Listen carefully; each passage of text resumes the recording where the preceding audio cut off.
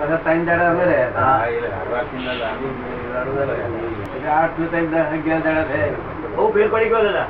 હા બહુ આવું કોઈ અવતારમાં ફોકસ ન મળે, કોઈ અવતારમાં. જોખમદારી નહીં રહે. તમારી જોખમદારી છે, તમે આજ્ઞા કરો શરીર માટે તમારી જોખમદારી જિંદગી. અને મારી શરીર રીતે આજ્ઞા કરનારની જોખમદારી ખરી, પણ આજ્ઞા કરનાર આદરાલ હોય તો શી રીતે જોખમ લે નહીં, એ જ આજ્ઞા કરો. કેમ?